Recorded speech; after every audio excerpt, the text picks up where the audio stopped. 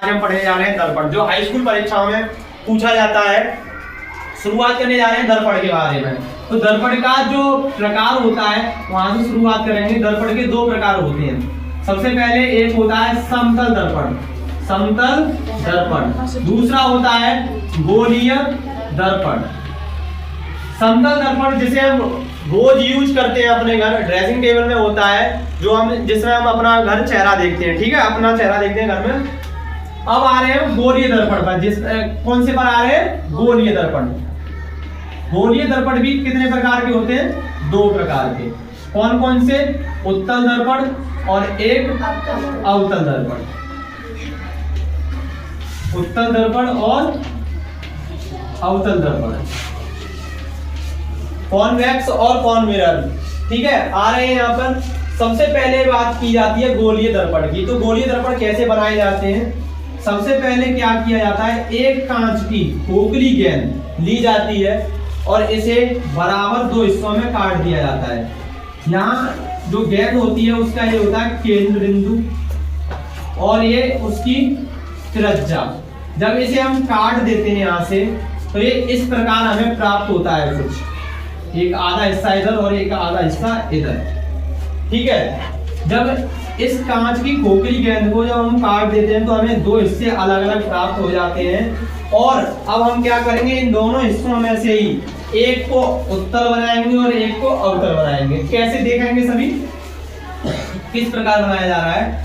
तो यहाँ पर देखेंगे, सबसे पहले नाम है उसका उत्तल, उत्तल दर्पण, उत्तल दर्पण। और इधर अवतल दर्पण। ठीक है, उत्तल दर्पण कैसे बनाते हैं? ये कांच की दोनों खोखली गेंद थी, इसको काटकर दो हिस्से कर लिए गए हैं। अब क्या करेंगे, एक हिस्से पर हम क्या करेंगे, अंदर की ओर पॉलिश करेंगे। ये अंदर की ओर पॉलिश कर देंगे। जो सिल्वर ब्रोमाइड की या सिल्वर क्लोराइड की इसके पीछे पॉलिश की जाती है, जिससे इसके पीछे वाले हिस्से को परावर्तक तल बना दिया जाता है। अब आगे से क्या होगा,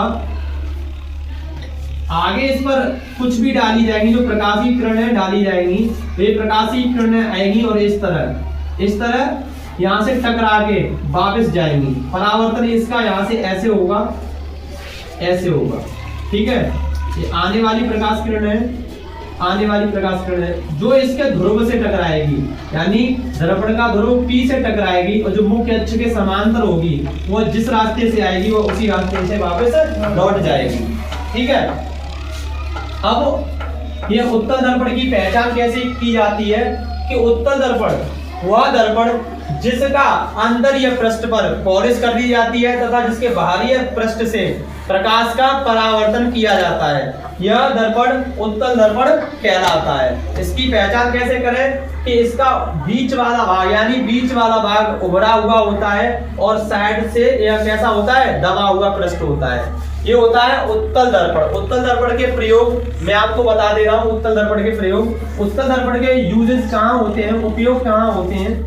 तो इसके उपयोग सबसे पहले हम देखते हैं ऑटोमोबाइल्स में। और तो हम इसके उपयोग पढ़ रहे थे, उत्तल दर्पण के उपयोग कहाँ होते हैं? तो ऑटोमोबाइल्स यानी वाहनों में पीछे की वस्तु देखने के लिए, ट्रक बस जो होती है उन्होंने पीछे की वस्तु देखने के लिए, मोटरसाइकिल में जितने भी दर्पण लगे होते हैं वो सभी उत्तल दर्पण होते हैं। दूसरा इसका उपयोग होता है बड़े बड़े शॉपिंग मॉलों में, बड़े बड़े शॉपिंग मॉलों में।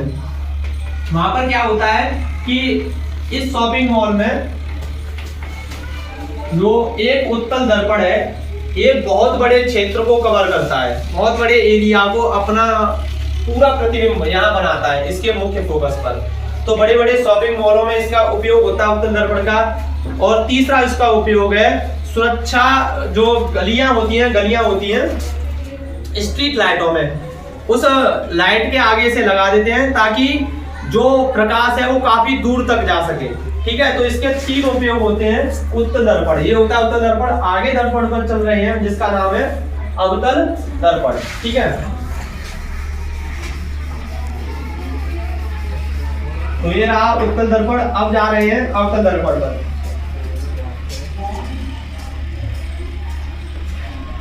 अब आ रहे हैं हम अवतल दर्पण पढ़ेंगे, यानी गोलीय दर्पण का दूसरा भाग अवतल दर्पण। अभी याद हो गई, एक सेकंड, महीने चालू हो गई स्टार्ट। तो अब हम आ रहे हैं अवतल दर्पण पर, यानी गोलीय दर्पण का दूसरा भाग। एक हो चुका है हमारा उत्तल दर्पण, अब जा रहे हैं हम अवतल दर्पण की ओर। तो मैंने अभी आपको दिखाया था कि एक गोलीय दर्पण के दो हिस्से कर लिए थे।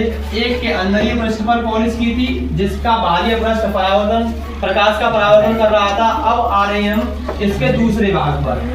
एक दर्पण का, गोलीय दर्पण का वह भाग जिसके बाहरी पृष्ठ पर पॉलिश कर दी जाए, जिसके बाहरी पृष्ठ पर पॉलिश कर दी जाए तथा अंदरीय पृष्ठ से प्रकाश का परावर्तन किया जाता है, जिसके अंदरीय पृष्ठ से प्रकाश का परावर्तन किया जाता है, यह दर्पण हमारा अवतल दर्पण कहलाता है। और अवतल दर्पण की फोकस दूरी हमेशा इधर आती है, माइनस में होती है, और यहाँ प्रतिबिंब बनता है इसका, ठीक है। ये होता है अवतल दर्पण।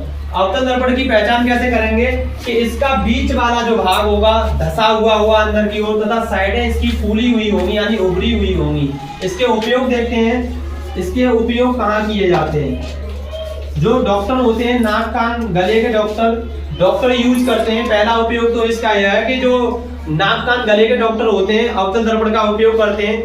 दूसरा उपयोग इसका सोलर कुकर बनाने में उपयोग किया जाता है, सोलर कुकर में। और तीसरा उपयोग है इसका सेविंग, तो सेविंग करने में इसका सेविंग दर्पण के रूप में इसे यूज किया जाता है। और चौथा यूज है इसका जो सर्च लाइट होती है, टॉर्चें होती हैं, उनमें ये अवतल दर्पण का उपयोग किया जाता है। तो ये हमारे अवतल दर्पण के उपयोग भी हो जाते हैं। 4 उपयोग थे, दोबारा से याद कर लेंगे।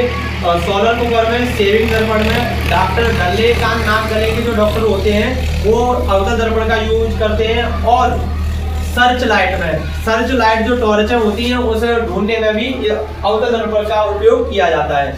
तो यही हमारी वीडियो समाप्त होती है। जय हिंद, आपसे फिर मिलेंगे अगली वीडियो में।